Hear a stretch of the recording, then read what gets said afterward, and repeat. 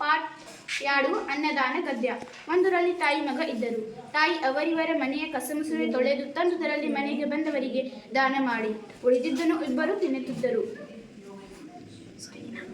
ತಂದುದರಲ್ಲಿ ಮನೆಗೆ ಬಂದವರಿಗೆ ದಾನ ಮಾಡಿ ಉಳಿದುದನ್ನು ಇಬ್ಬರು ತಿನ್ನುತ್ತಿದ್ದರು.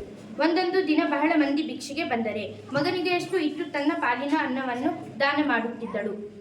ಮಗ ಹೀಗೇಕೆ ಬೆಳೆದು ದೊಡ್ಡವನಾದ ವಯಸ್ಸಿಗೆ ಬಂದ ತಾಯಿ ಬೇರೆ ಅನ್ನದಾನವೊಂದನ್ನು ಬಿಟ್ಟಿದ್ದರೆ ಅವರು ದೊಡ್ಡ ಶ್ರೀಮಂತರಾಗುತ್ತಿದ್ದರು ಆಗಲಿಲ್ಲ. ತಾಯಿ ಹೀಗೇಕೆ ಮಾಡುತ್ತಿರಬಹುದೆಂದು ಮಗನಿಗೆ ಯೋಚನೆಯಾಯಿತು. ಒಂದು ದಿನ ಮಗ, ತಾಯಿ ಇದೇಕೆ ಹೀಗೆ ಅನ್ನದಾನ ಮಾಡುತ್ತಿ? ಒಂದೊಂದು ದಿನ ನೀನೇ ಉಪವಾಸವಿತ್ತು ಬೇರೆಯವರಿಗೆ ಅನ್ನದಾನ ಮಾಡುತ್ತಿ.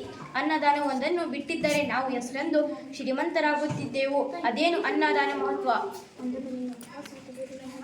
ಹೇಗೆ ಎಂದು ಅದಕ್ಕೆ ತಾಯಿ ಮಗು ದಾನಗಳನ್ನು ಅನ್ನದಾನವೇ ಹೆಚ್ಚಿನದು. ಬಡತನ ಶ್ರೀಮಂತಿಕೆ ಕೊನೆ ತನಕ ಇರುತ್ತಿಲ್ಲ.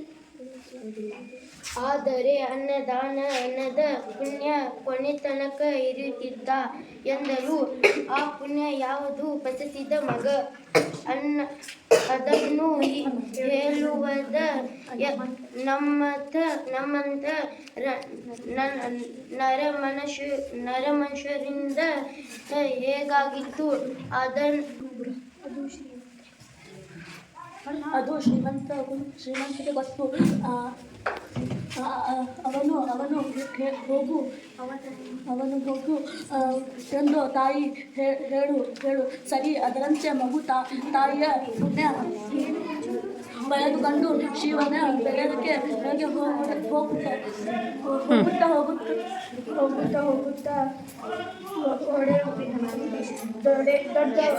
ದೊಡ್ಡದ ಅಡವೆ ಬಂದ. ಅಲ್ಲಿ ಗಿಡ ಮರ ದಟ್ಟವಾಗಿ ಬೆಳೆದಿದ್ದವು.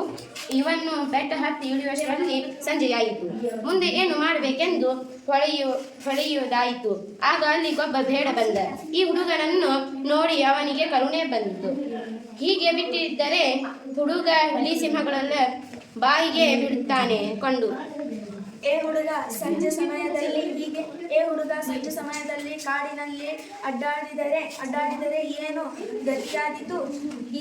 ಇದು ಹುಲಿ ಸಿಂಹಗಳಿರುವ ಸ್ಥಳ. ಇಂದು ರಾತ್ರಿ ನಮ್ಮ ಗುಡಿಸಲಿಲ್ಲ, ನಾಳೆ ಹೋದಿಯಂತೆ ಬಾ.